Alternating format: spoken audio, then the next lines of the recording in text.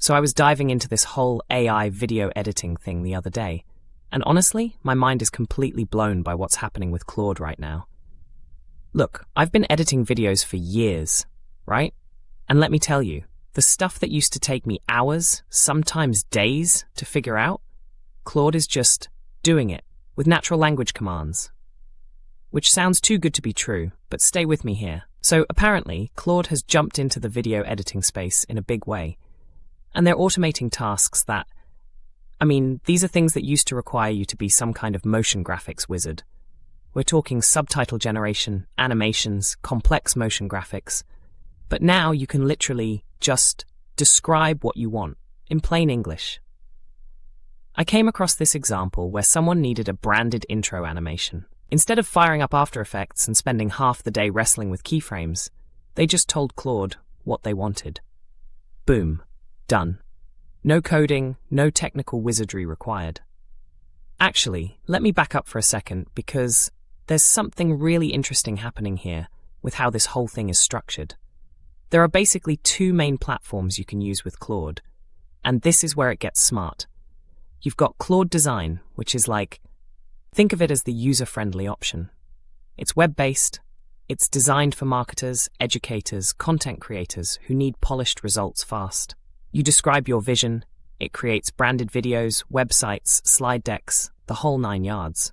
But then, and this is where it gets really interesting, you can also use hyperframes alongside Claude, which is for when you need more control, more customization. This one's HTML-based, it's got pre-built templates, extensive animation libraries. It's basically for when you want the AI power, but you still want your hands on the wheel. You know what I'm talking about. Now here's what really caught my attention. Claude has this iterative workflow thing going on that's, honestly, it's kind of genius. So instead of getting one result and hoping for the best, you can actually have conversations with the AI. You review what it gives you, provide feedback, and it learns. Each iteration gets better, more tailored to your style. I did not see that coming when I first heard about AI video editing. It's like having an assistant who actually gets smarter about your preferences over time, which is insane when you think about what this means for workflow efficiency. But, and you knew there was a but coming, right? It's not all sunshine and rainbows. The automation is incredible, but Claude still has some gaps. It can't directly transcribe or analyze video content without pulling in external tools. So if you need transcription, you're looking at something like OpenAI Whisper to handle that part. Not the end of the world, but it does mean your workflow isn't completely contained in one place. And honestly, there are some technical hiccups, rendering delays, preview glitches, the occasional computational bottleneck when you're trying to process multiple videos at once. These aren't deal breakers, but they're real considerations if you're thinking about integrating this into a professional workflow. Wait, that's not quite right. What I mean is, these limitations are totally manageable if you know they're coming. It's more about setting realistic expectations than anything else.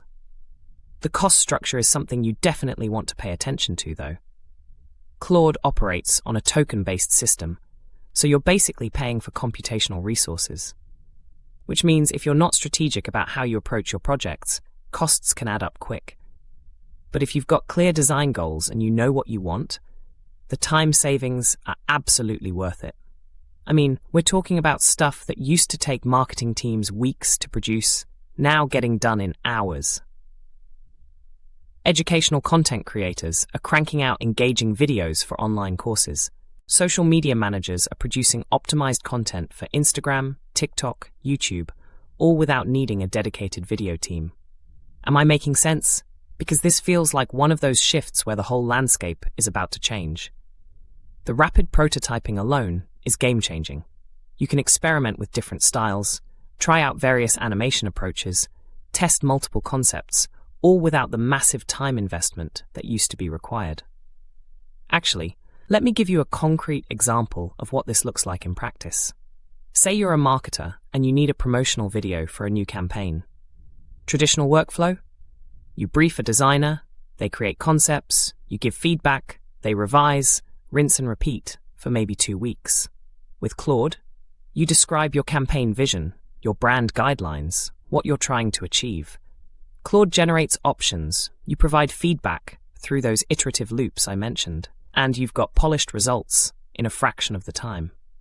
Not gonna lie, when I first heard about this, I was skeptical, because we've all seen AI tools that promise the world and deliver. Well, not the world, but the feedback I'm seeing from people actually using Claude Design and working with tools like hyperframes, it's consistently positive. Which brings up an interesting question. What does this mean for the future of video editing as a profession? Look, I don't think this is about replacing human creativity. What I'm seeing is more about democratizing access to professional-grade editing capabilities. Small businesses that couldn't afford dedicated video teams can now produce quality content. Educators can create engaging materials without learning complex software. Entrepreneurs can prototype video concepts without massive upfront investments. The key thing to understand is that Claude works best when you know what you want. The clearer your vision, the better your results. It's not magic, it's a really sophisticated tool that responds to clear direction. So if you're thinking about diving into AI video editing, here's my take. Start with Claude Design if you want simplicity and quick results. Consider using hyperframes alongside it when you need more control and customization. And definitely plan to iterate. That feedback loop system is where the real power lies. The future of video editing is looking pretty wild, honestly.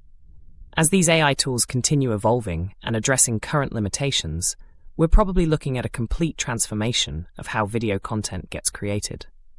Are you already experimenting with AI video tools? Because I'd love to hear what you're discovering out there.